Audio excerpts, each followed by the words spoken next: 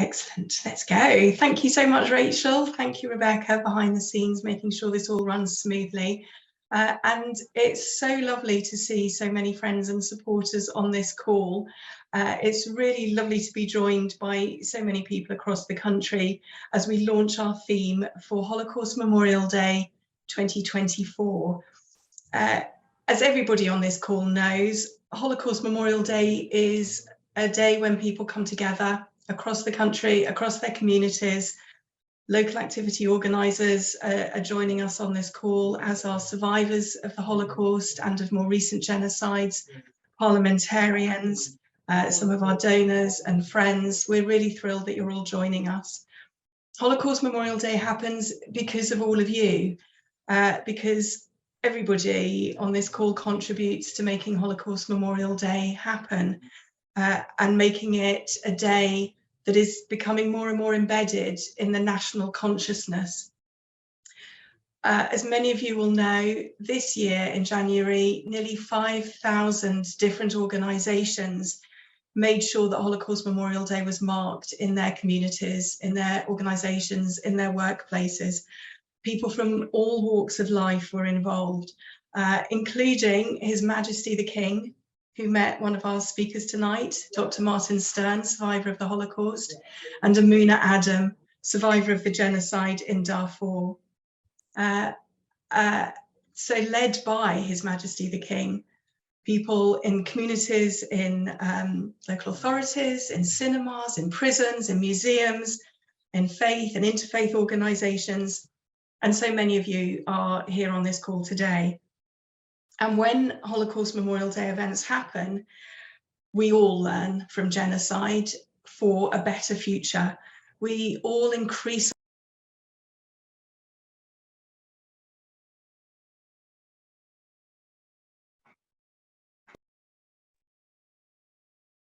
Don't we need a bit more empathy today?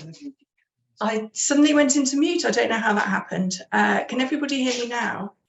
I hope you all heard me say how much I welcomed all of you from so many different communities on this call. And I was saying that we all know that when you work to make Holocaust Memorial Day happen, we all learn more from genocide for a better future. We all increase our knowledge, whatever level we start at, we all learn that bit more on Holocaust Memorial Day, and we all increase our empathy towards other people. And I was making the point that we see around us so many reasons why we need to increase our knowledge of the past and increase our empathy towards other people. And we know that what usually happens when knowledge and empathy come together, we're all motivated to do something to make the world a bit better than it might otherwise be. So I'll move straight on, because I know you all want to know what our theme is going to be for Holocaust Memorial Day 2024. And I want to give a very big thank you to Rachel, who's done so much work to develop this theme, and to Bethan, who has designed and presented it so gorgeously, which you'll see at the end of the event. But for now, let me share with you that our theme for Holocaust Memorial Day 2024 is Fragility of Freedom. So I'm going to hand over to my colleague, Jo Miller, our Head of Outreach at Holocaust Memorial Day Trust, who can explore a bit more of the scope of this theme, and who will lead his outreach team in exploring a bit more detail about what this scope can cover. And joining the outreach team will be survivors of the Holocaust and of more recent genocides. Thank you. Over to you, Jo. Thanks, Olivia, and hello to everyone.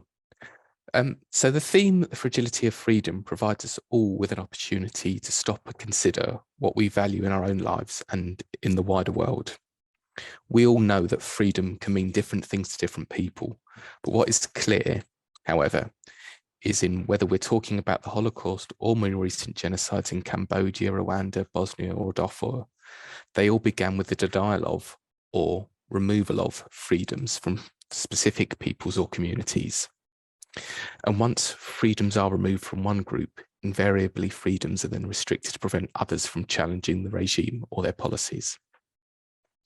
There are many types of freedoms that the theme of fragility of freedom looks at.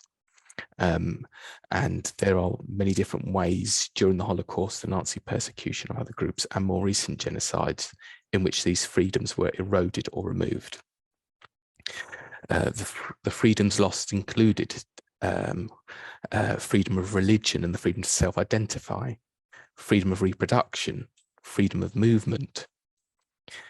They also include the creation of false freedoms by regimes who seek to persuade or manipulate communities who are at risk of persecution, that genocide and persecutions are not happening. This also includes freedom of expression, and finally, of course, the freedom to life and to live. And our theme vision, which Olivia's just touched on, provides further details and examples of these losses of freedoms. It also demonstrates that while eventually the persecution and genocidal actions may come to an end, the survivors are not suddenly free with all that they had known before returning to normal or as it was.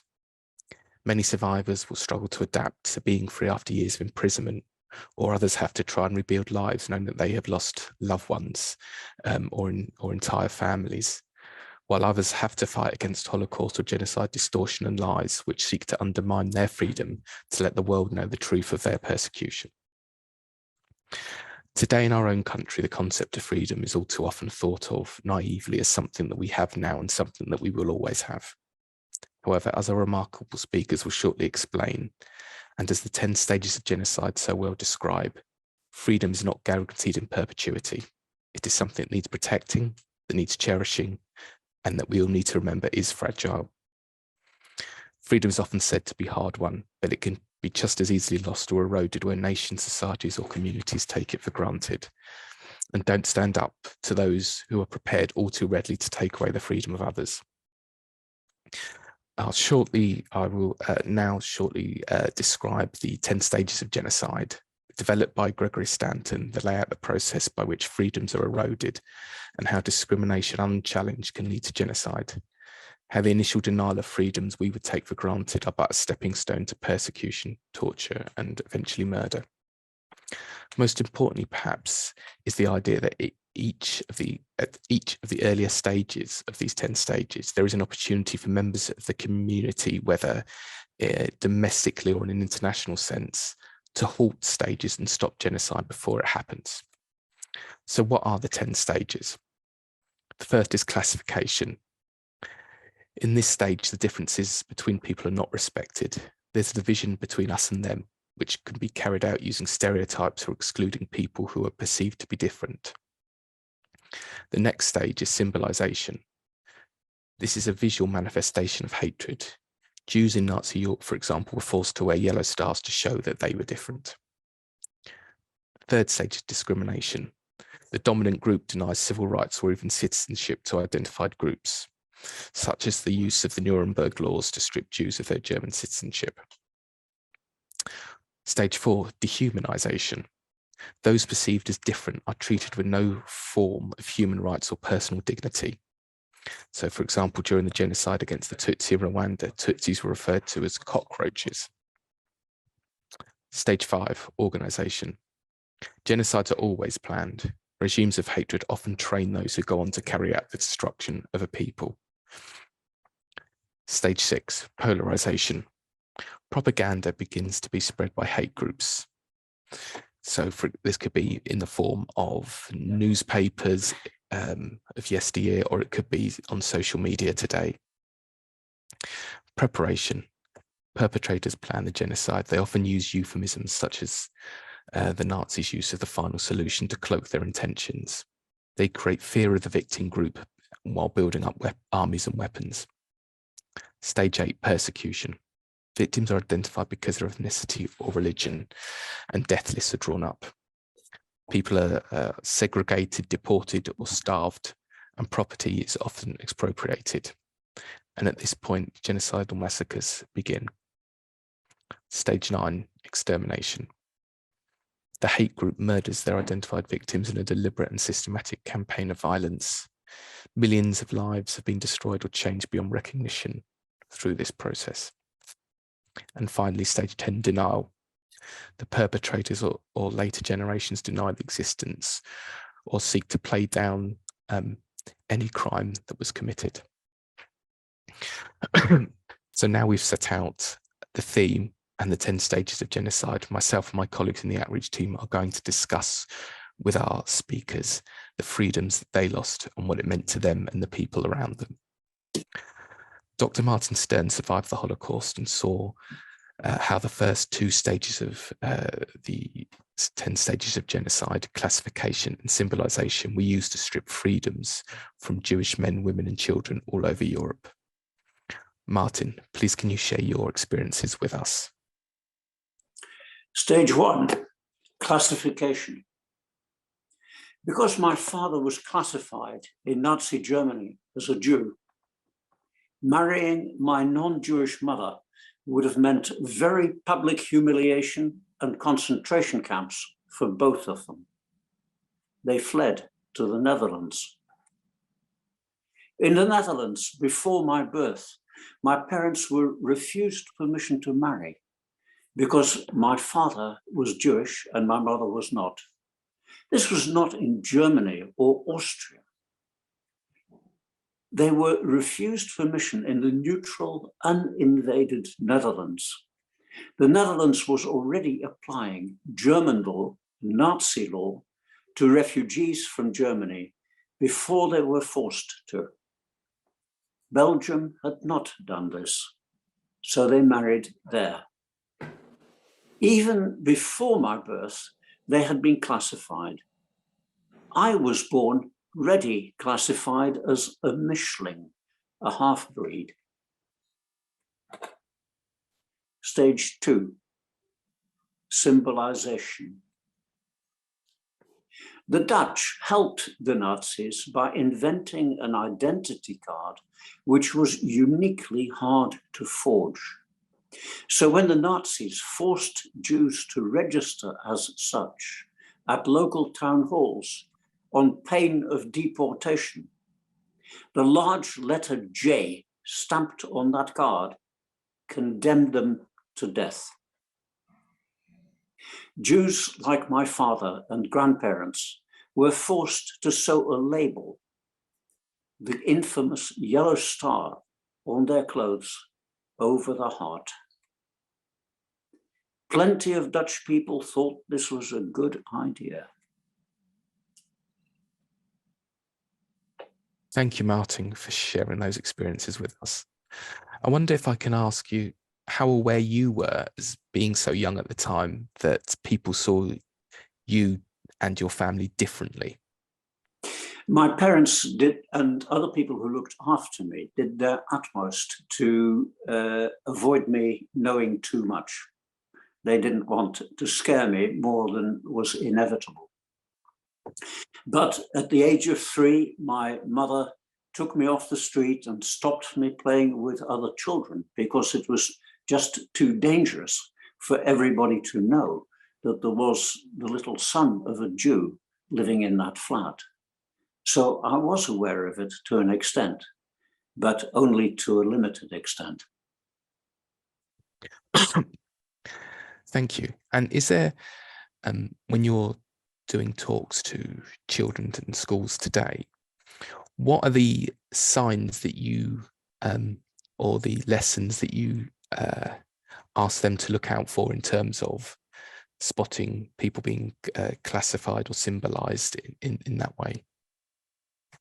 Well, I qualified as a doctor, and I often say that I must have missed the lecture where we would have been told that it matters less if you're black, that you're not as dead somehow. This is beyond ridiculous.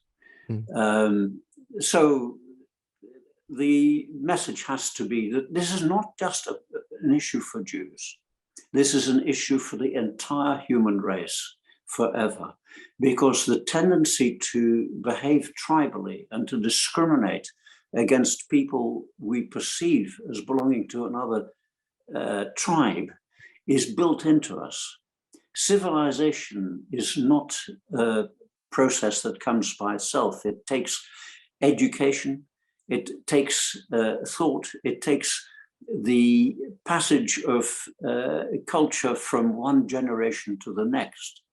And we have to build up a culture to counter our natural tendency to discriminate against people. At a museum or an institute for peace education in the Netherlands, there is an exhibit which consists of 2 doors, both covered by a curtain. Above one, it says prejudiced, and above the other, it says not prejudiced. If you part the curtain in front of the door that says not prejudiced, you find yourself walking into a brick wall, because that's how the human race is. To behave peacefully to each other requires education, and the Holocaust Memorial Day Trust and Holocaust Memorial Day are important parts of that. Thanks, Martin. And one final question, if I may. Did your parents ever talk to you about how it made them feel to be symbolized in such a way by, for example, having to carry specific ID cards? My father came home one day with a black eye and his face bleeding, and pretended that he had been in a bicycle accident. I don't believe that was true. My parents tried to protect me from knowing too much, but indirectly I had a sense of some of what was going on. Thank you very much, Martin.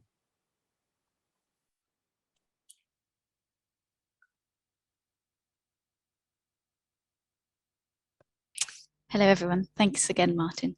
My name's Tony Griffiths, and I'm the Senior Outreach Officer here at HMDT for local authorities. And I'm going to be discussing with Antoinette Mutabazi, a survivor of the genocide against the Tutsi in Rwanda, the freedoms she lost during stages 3 and 4, discrimination and dehumanization. Antoinette, welcome. Can I begin by asking if you would mind telling us a bit about what life was like for Tutsis in Rwanda prior to the genocide and the sorts of discrimination that you experienced whilst a child at school? Yeah, pre-genocide against Tutsi in Rwanda, discrimination was really on the face of every Tutsi. And as a child, personally, I was asked few times by the teachers what tribe I belonged to. And as a child, being asked was, I was treated differently, not only by the teachers, but also by the other children who just knew I am different from them and I didn't choose to. My father was discriminated many times. And I remember once when he came back from work and he was beaten by Hutu because of being a Tutsi. So the life before the genocide against Tutsi, it was not safe. And I feel like most of the Tutsi lived in the fearful kind of life, and yeah, they were separated. They were not given rights of everyone like anyone else. So the discrimination was on our face all the time, and I was introduced to that just at early age. Thank you. The Hutus responsible for the genocide in Rwanda often dehumanized Tutsis by calling them cockroaches, denying Tutsis the basic freedom of being treated as fellow human beings. I wonder if you could tell us a bit about how it felt for you and your family to know that you were considered as less human by people you had previously lived side by side with for many years. Yeah, let's face it, honestly, to be called a cockroach or, a cockroach itself, it's nasty insect. And culturally in Rwanda, when we see one, in your cupboard, you just crush it, and because it's not something good to have in your presence. So having a person called a cockroach, you are giving a sign that you need to die, or you need to you need to crush it. So I think personally, when I was called a cockroach, I just felt like less than a human. And you just feel like you don't belong, and it's not the best part to be. And that time for me, when they will call a cockroach and knowing it's you just knew what they mean, because they want to kill you immediately. So those were the signs many times that you will see in Rwanda, and even during the genocide itself. They will, instead of saying this is a person, they will say it's a cockroach. So everyone else will run towards where the Tutsis were, and the next thing to do is to kill them. So that's really looking at people and not giving them value, and those dehumanizing words, and calling a human being an animal, an insect. It shouldn't be happening in our daily lives, or in our time at the moment. Yeah. Thank you very much, Antoinette, for sharing with us. It's so powerful to hear about your experiences of discrimination and dehumanization. So I'm Anna Katila, the Outreach Education Officer at the Holocaust Memorial Day Trust. We'll be next hearing from Smajo Basho, a survivor of the genocide in Bosnia, about stages 5 and 6, organization and polarization, and the freedoms that he and his fellow Bosniaks lost as a result of the actions of the Bosnian Serb and Serb-led leadership. So Smajo, please, could you tell us about the freedoms you lost during the organization and polarization that preceded the genocide in Bosnia? Thank you, Anna.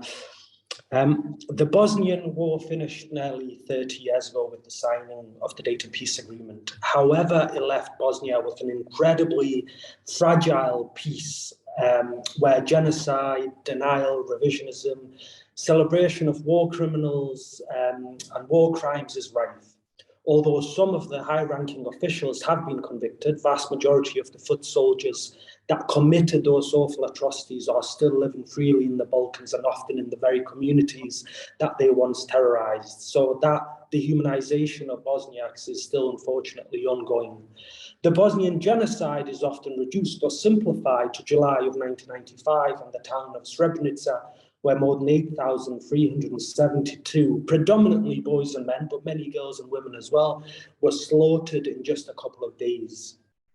This was the worst mass killing on European soil just 50 years on from the Holocaust, and classified as an act of genocide by several international courts. However, the genocide in Srebrenica was just the final act of a broader Bosnian genocide that started as early as 1992, a final act of an extensive and systematic genocidal policy of the physical destruction of the Bosniak Muslims through concentration camps, torture, mass murder and rape that happened across the entirety of Bosnia. And again, there are several international rulings confirming this. In reality, Serbian and Croat nationalists began hatching plans to divide Bosnia and to exterminate the Bosniak Muslims well before the war in the 1990s.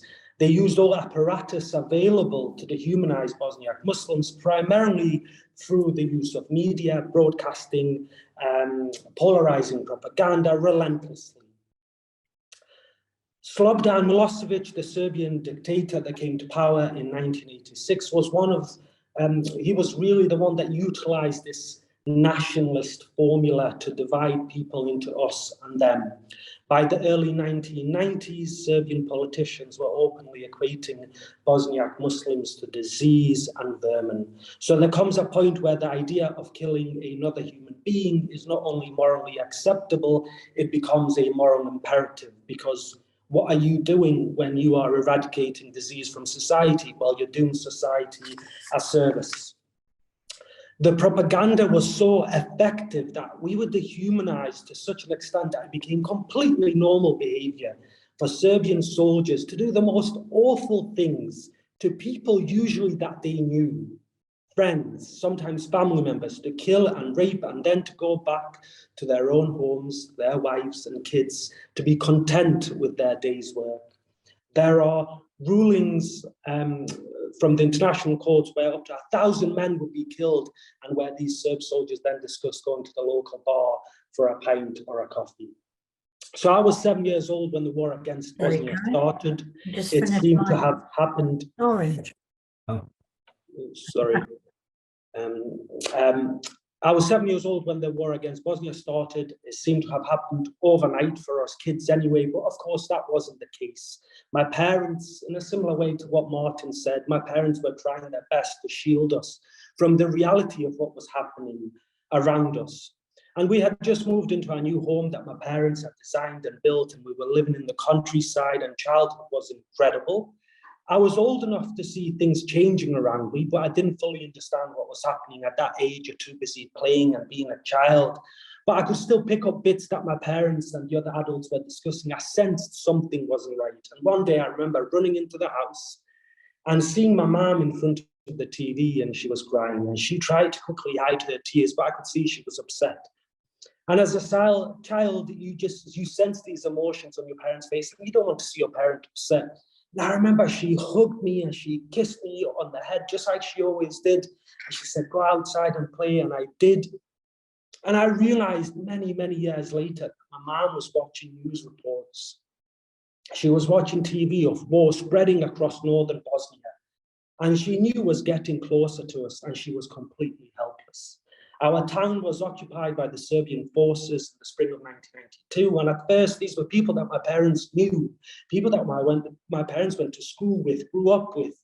One day, a soldier friend that had been over many times before, he would always bring me and my brother and sister sweets and chocolates. And I ran up to him as I saw him approaching our yard, and I could see something was different straight away. He was ranting about something. He's got his military knife out, and he started sharpening it, and he said today was a good day for cutting throats. And you expect genocide, mass murder and rape and all these awful things to be perpetrated by strangers, by monsters. You don't expect normal people to be able to do these things. You imagine unknown soldiers coming into town, maybe speaking a different language, wearing a uniform covered in unfamiliar symbols, maybe speaking a different language even. It's easier to imagine that than to imagine your next door neighbor, your friend, your work colleague, suddenly wanting to kill you just because of who you happen to be, just because of your faith, just because of your name. But that's exactly what happened in Bosnia. Neighbor turned on neighbor, friend turned on friend, and in some cases, even family turned on family. But it's important to remember that vast majority of these perpetrators before the war were good, honest, ordinary people, just like all of us here. And somehow they were persuaded, or somehow they accepted this ideology that othered their friends and family members. A year into the war, the situation got even worse. This time the Croatian army started rounding up all Bosniak Muslim men and boys, including my dad, my uncles, my cousins. Some of my cousins were as young as 16 or 17. When they came to take my uncle, me and my brother and sister wrapped ourselves around him. And I remember my sister screaming, "You've taken my dad, please don't take my uncle. You've taken my dad, please don't take my uncle." And she just kept repeating it over and over and over again. We didn't know where they had been taken or what would happen to them. We heard the most awful, awful rumors. But we were one of the lucky families, as camps were also set up for women and children, but we were allowed to remain behind. About a month after my dad was taken, it was early August of 1993, the Croatian soldiers rounded up the remaining women and children in the factory where my dad had actually worked just a few months before. And my mom was forced to sign this document to say that she was given all of our belongings, money, everything up for safekeeping to the local council. We were searched and interrogated for about 45 minutes by soldiers that my mom knew. But they didn't see a mother with frightened kids anymore. They didn't see a friend. They didn't see the humanity in us. We were reduced to a piece of gold, to a signature. And that's exactly what the humanization leads to. We were then loaded onto cattle trucks, driven towards Bosnian government-controlled territory.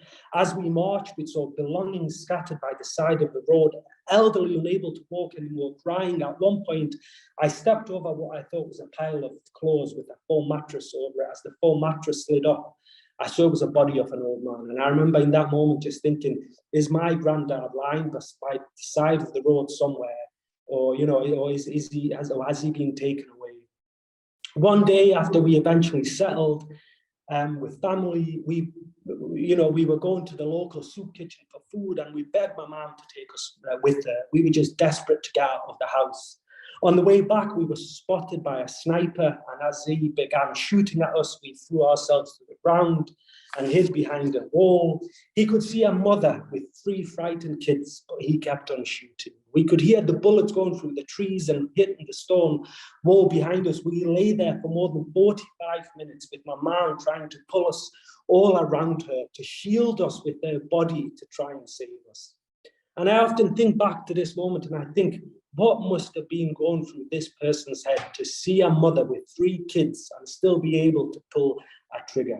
A few days later, we moved again, and this time to the town of Mostar, thinking it would be safer. Little did we know Mostar was actually surrounded on one side by the Serbian army and on the other side, the Croatian army. And Mostar was described by Jeremy Boyne, who was the BBC reporter at the time, as Bosnia's most vicious theatre of war. There was more than 60,000 people in a very small geographic area. A well-planned war strategy. Thousands of bombs would fall into Mostar daily, and if bullets and bombs didn't kill you, well, then disease and starvation will, because we had no food. We had to be incredibly creative to survive. But we did manage to survive, and we came to the UK in July of 1994. Sadly, many of our loved ones did not. I've witnessed how fragile peace can be, and I've seen my ideal life, my paradise, go up in flames. And if I've learned one thing from Bosnia, it is that peace isn't just the absence of war. Peace is created and maintained through hard work and strong actions. So remembering is important to paying respect to the past, but only by taking strong actions will we build a better future for us all. Thank you. Thank you so much, Smayo. That was really powerful. My name's Ava Oddy. I'm the Senior Outreach Officer for Youth, and I will now be speaking to Dubai Manis, who is a survivor of the genocide in Darfur, about the freedoms that he lost during stages 7 and 8, preparation and persecution. So hi, Dubai, and welcome. Thank you for joining us.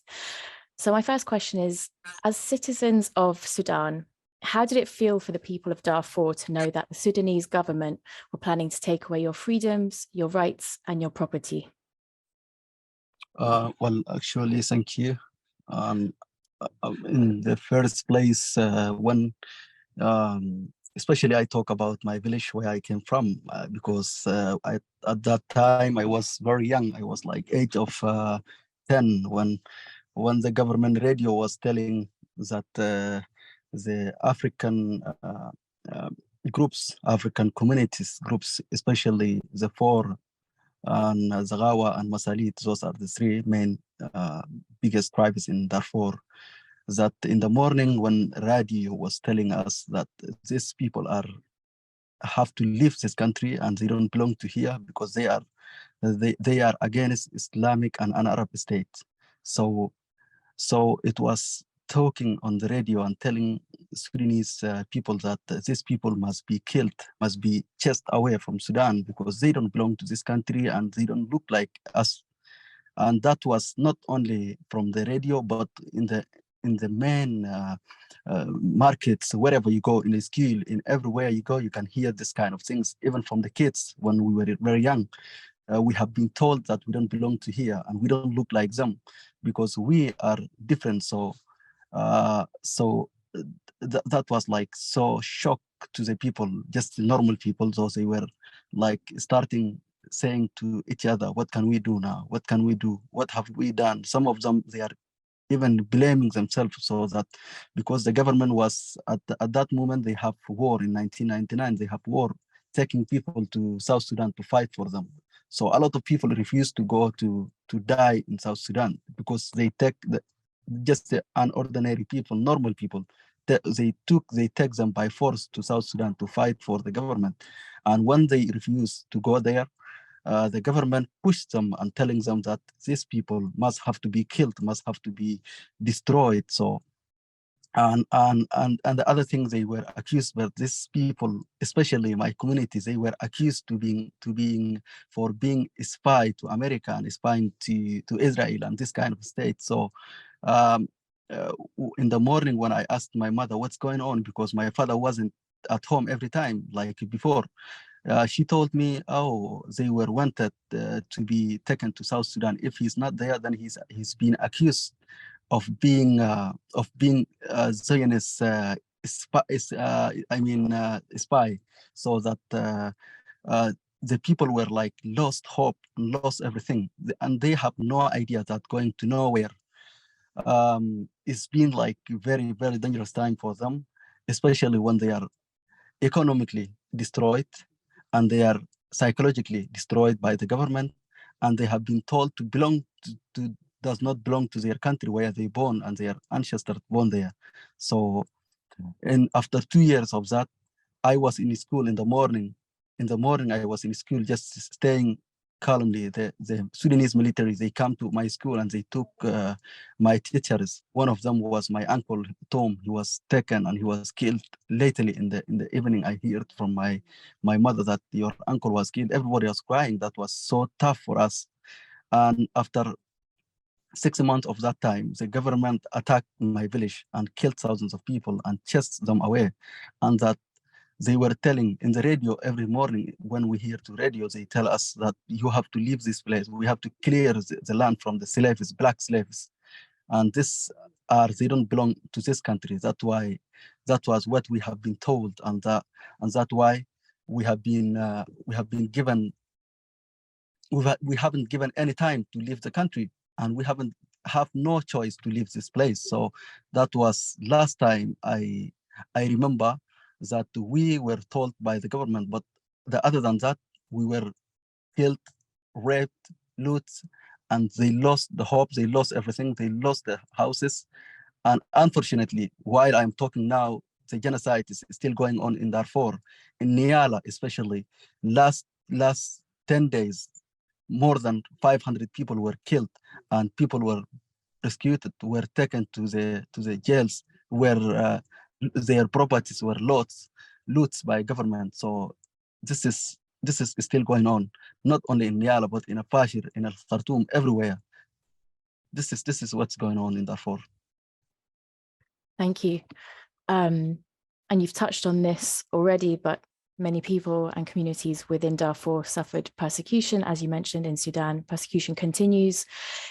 Can you tell us a bit about the persecution that your family and the community suffered? Well, especially when I talk about my community, the first thing is they have lost their land. They have lost their land. Many of them, they were forced to leave the land to go to Chad. The other ones, those who live in the cities, they lost their properties, their houses, and their work. And the other thing is, while they are doing the job, they lost everything, their properties, their money, and their chances of getting being part of the Sudanese. So that they have lost everything. They have lost their dignity, especially because when you belong to my community, it means that you are against the state, you are against the country. So they have lost, I think, belonging to the Sudan. So that's the main thing. My family, we lost our land. Now my personal family live in refugee camps in Eastern Chad, where many of more than 500,000 Sudanese people living in refugee camps in Chad. And personally, I have lost everything. I was studying at university, so I forced to leave. Either I work for the government or I leave the university. So I forced to leave university.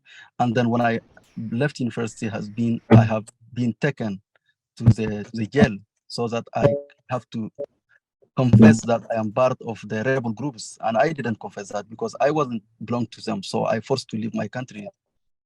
That's what I lost.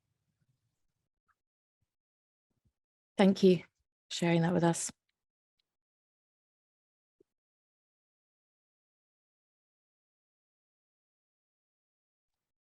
Thank you, Dubai, not only for sharing your experiences with us, but for reminding us all that the persecution continues in Darfur to this day. Finally, we turn to stages 9 and 10, extermination and denial. Sokpao Din BEM is a survivor of the genocide in Cambodia, and we're going to discuss the impact of these final stages on him and his family. So thank you for being with us, Sokpao. The greatest freedom one can lose is the loss of life, and 2 million men, women and children lost their lives during the genocide in Cambodia. Could you tell us about the impact of the genocide, particularly on you and your family? Hello, everyone, and thank you very much for being here today and opportunity. What happened in Cambodia in 1975 to 1979, it was unmanageable, because it's like it happened so quick in 24 hours. I've been forced out of my house at the gunpoint, and at the time I was 17. I never seen anything like that. I love my education, my school, everything else. Love my life. We have so much freedom that we can do, like go to school, do a business and everything. Certainly 24 hours, my life changing from top to bottom, which is like go to hell, completely nightmare. And we've been forced to move out of the capital from our house to work hard labor in the farm, in the paddy field, rice paddy, 24 hours, 7 days a week. We didn't have any weekend or anything, and no food to give it to us, because we been classed as a capitalist people from the city. So there are different two classes of people there at the time. The communists look at us thinking that the people who came from Phnom Penh, they are under capitalism. They would just love to torture you and do what they can to destroy your life and your family. And I lost everything on that time. From that time, I lost my father being taken away, and my uncles, 4 of them together. We never knew what that happened to them, but we presume that, we hope and presume at the time that he will come back to take us with him. So I left with my mother and 2 brothers and sister in the farm, in the rice field, and working hard 7 days a week. The food allowance, only 1 bowl of rice, and then nothing else, just 1 bowl of rice soup, not even solid rice. And if the food allowance, through 2 rice spoon to cook yourself. And at the time, I keep losing track of people. I lost contact from my relative, my cousin. No one can be seen. And what we heard is that one by one, what we saw is people keep dying. When I was in the killing field that time, I didn't realize it, that we were prisoner, that we were prisoner from the Communist Party, from the evil people. Like, we live in the prison without any wall. Every day I keep looking to the sky and hoping something will drop off from the sky. Anyone comes and help us. The neighboring country, none of them heard anything. We never heard anything. We just live to die, and in hope that someday, our life would be different. And they use the word like, keep you all, have no profit. If we subtract you, that means destroy you or kill you, there's no loss. So that means you are completely useless to them, and they just won't want to keep you. And there is nothing to do with anything, with any religion or anything. It's just purely hatred. Hatred between communists. It's just try to make everyone work hard and nothing to give it to you. The commitment is your life to give to the Communist Angka, which is the organization. And discriminated, if I wear any glasses or anything, someone that got any education, or you can read or write, they will execute you. and so much that I have seen, so much to bear, and all these painful memories still stick with me for life. I never get over it. Every night I have a nightmare. Some nightmare I see in a dream that I was there with my family, with my mother. Some night I was in the jungle, in the hut. But it was so lovely because in the dream at the time, because every now and then I feel so happy to see what is back then. Even though I'm here to have freedom in this country, in England, came 27th of September of August, 4th of August 1987. And even freedom I still have no choice, no freedom to educate myself or anything, because it's too late, because I'm too old for that. I have to look after my mother, brother and sister to find a place to live in England. But the freedom I have is not afraid of telling people about the genocide, about the communist people who kill every one of us, 2.5 million, with my children, my brother, I lost a brother, my grandmother died in there, and I lost so many of them. If I can lift it up, was about 200 or 300 in my family.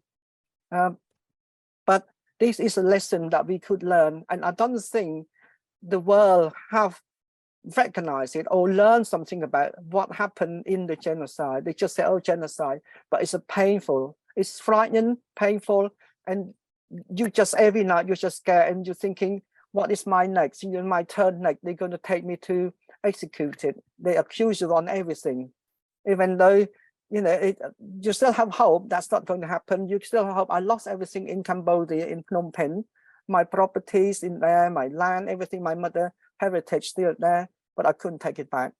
How so on justice? There's no justice, give it to me. That is the life is you can, by the powerful people who can do to the human being the same nationality. I mean the same people. It just class you differently, and you have no freedom. You just stay in the area they want you to stay. You can't say anything. You can't stand up and say anything. You just sit down, put your face down, and carry on working from dawn, sunrise to dawn, without any food and no medicine, nothing at all. Yeah, it's a terrible life. Thank you, Sokpal, and thank you for sharing you and your family's experiences. You touched there on how it's so important for you to share your story and to make sure people are aware of what happened. One of the things that perhaps we're seeing more often now is the attempt to silence or deny Holocaust or genocide survivors of their truth. And I wondered if you could tell us about an instance where you've had either people who committed genocide or others try to deny the experience of the Cambodian genocide. When we were rescued from Vietnamese soldier, none of us knew who is responsible for that. We only knew there's a group of Khmer Rouge, but we didn't know who was responsible for this killing, this genocide, and they all deny it. It took many years to take some of them to court, to have justice and in court, to stand in court, to admit it, to say that they did this wrong. They still deny it. They said they done nothing wrong. They do because they love the country. They just want to do that. Even those many million people been killed, but they would not say that they did that for their own power and their own profit, whatever they want to do. But I think it's too much involved with the politics, which is the influence from China, from communists, against the Western. So this class is a genocide different from any class in Europe, any genocide in Europe in another country, because this is purely between Cambodian people to the Cambodian themselves. And we have no power. We just weak. Everyone, like general, doctor, everyone, we just back down and pretend we are nothing. We are peasant. If you dare to stand up and say something, you'll be executed there and then.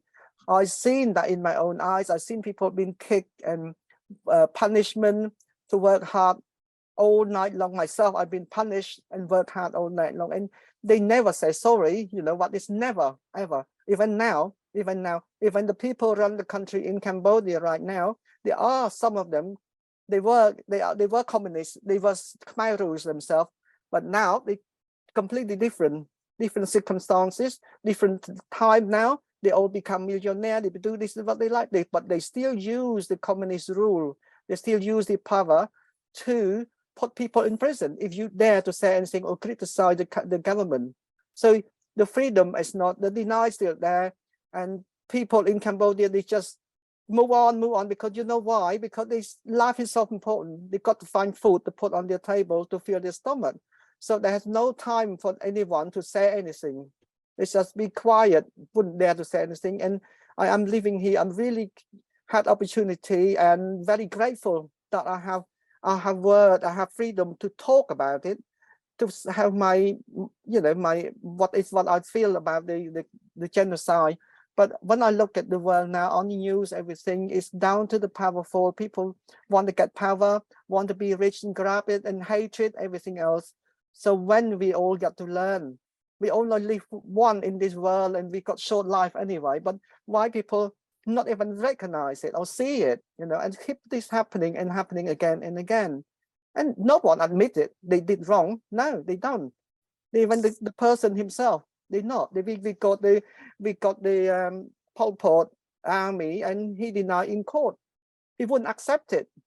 He would not accept it and say that what I did is right. Now he said I done it right, because those people need to be told, and capitalism shouldn't be there, or this and that. So it's sad. It's very sad. Thank you, Sokpao, very much for sharing your experiences with us. And I know for myself they're extremely thought-provoking, particularly in regards of what happens to genocide survivors after the genocide finishes, so to speak. I want to say a massive thank you to all of our speakers for sharing their experiences with everyone watching so openly and honestly, and demonstrating so clearly the fragility of freedom, and how, as freedoms are eroded or taken away, the likelihood of genocide increases, which I'm sure we'll all agree is an important lesson for us all to bear in mind. I'm briefly going to turn to the outreach team now to offer some suggestions about how you might want to consider using the theme of the fragility of freedom, whether to support, enhance, or shape your HMD activities. This is obviously not going to be a full list of all the possible ways you can, but it's just some starter for 10, if you like, and the amuse-bouche. Tony, I'll turn to you first. What would be your thoughts or suggestions about how people can use the theme? Thank you. Some good advice is to start with a theme vision. It's a really good starting point, and it will be available from our website, hmd.org.uk. I'd advise that you begin by taking some time to read it through and really digest it, to dwell on it, to think on it, and then to explore our website in a little bit more detail. For example, the Getting Involved guides are a really good way in for exploring new ideas which are audience specific, and there's plenty of other pages for inspiration as well. In 2023, we launched the HMD blog template as well, which can be used by individuals and organizations, and it comes complete with the core information about HMD and HMDT readily available and already done for you. In addition, there's sections that can be edited to suit the audience that's relevant to you, including room for a personalized message, for example, logo, and information about local events. There's also space to add a lot of detail about this year's theme. So this is why beginning with the theme vision paper is a really great place to start. And you can go on to include key points in your blog, for example. Once published online, we've also got purpose-made social media graphics, which can be used to support this activity. And the HMD blog as an activity in itself is also a great accompaniment to our Light the Darkness campaign, where organisations and individuals can join together as part of the national moment, where buildings can light up in purple, but also individuals and organisations can carefully place a lit candle in their window and share images online with our hashtags. Again, more information is available on our website, and Light the Darkness information can be found at hmd.org.uk/Light the Darkness. Thank you, Tony. Ava, I'll turn to you next. So I would start, particularly if you're working with a group, by encouraging people to think about what freedom means to them, ask what their definition of it is, think about what your definition of it is, what would it mean for it to be taken away, then think about how other people might answer these questions. And I think a good way of exploring this could be through film or literature or another art form. So we currently have a film club and book club resource, which offers kind of different films that you can use to look at these questions, and then has discussion questions that you can use afterwards. And we're also developing a new film resource, which we'll be launching for HMD 24, which could be a great way to engage people with the theme. Thanks, Ava. And finally, Anna. Thank you. So I've been thinking about the use of theme from the perspectives of schools a little bit. And this year, HMD events and activities could, for example, build on our Key Stage 2 HMD assembly on Anne Frank. So this resource introduces Anne's experiences and explores missing things. So in a way, freedoms that she lost when hiding in the annex, such as riding a bike, dancing, or going to school. So this material could be used to open discussion with students about the freedoms Anne lost, and at the same time, the value of freedoms the students have. So in a way, in order to reflect on the fragility of freedoms also in our contemporary world. Thanks, Anna. So it just leaves me to say that I hope the outreach team, and I'm sure they have, provided you all some food for thought in terms of how you prepare your activities for Holocaust Memorial Day 2024. And just a final reminder that we offer all sorts of resources, support and advice with HMD activity planning. So please do get in touch and let us know what you're up to. Thank you for listening, and I'll now hand over to the Chair of Holocaust Memorial Day Trust, Laura Marks.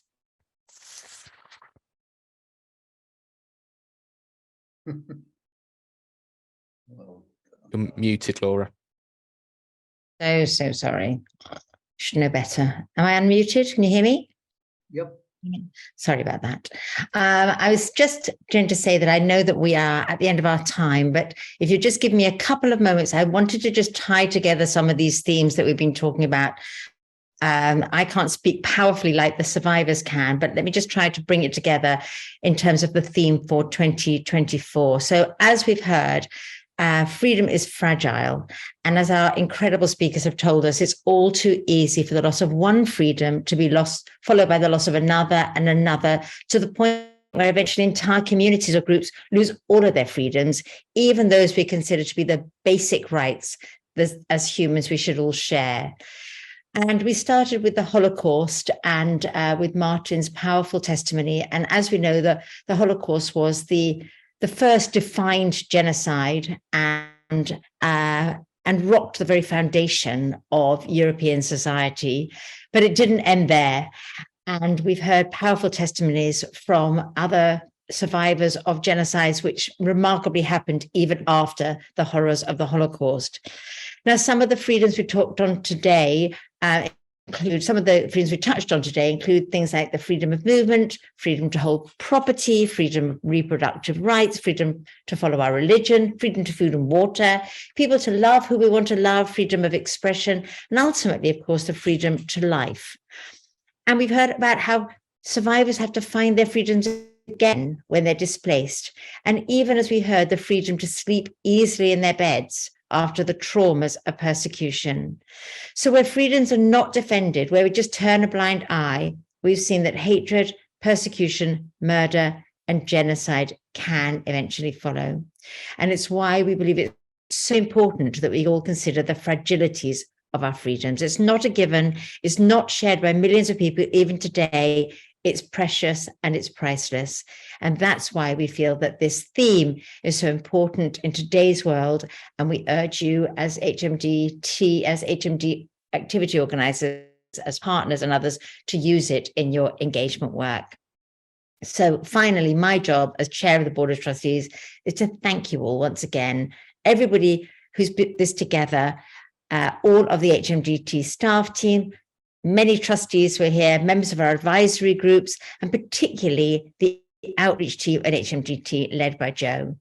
Thank you, Farai, for liaising with our survivor speakers, and Rebecca for all the logistics and operations. We've had about 240 people on here today. So very special thank you to all our speakers, most importantly, for sharing your experiences, which were really profound today. Thank you, Martin, Sokpal, Antoinette, Smaya, and Debay. We know it isn't always easy to tell your story, and we really appreciate it, as I know does everyone on the call. Finally, thank you to everyone who's logged on today. We are so excited to have this as our theme, to have all of you involved. We look forward to supporting you in marking 2024 Holocaust Memorial Day and to hearing about your activities, and do be in touch with us in any way that we can help you support it. So thank you again. Sorry we ran a few minutes over, but I hope you felt it was worth it. So thank you and goodbye.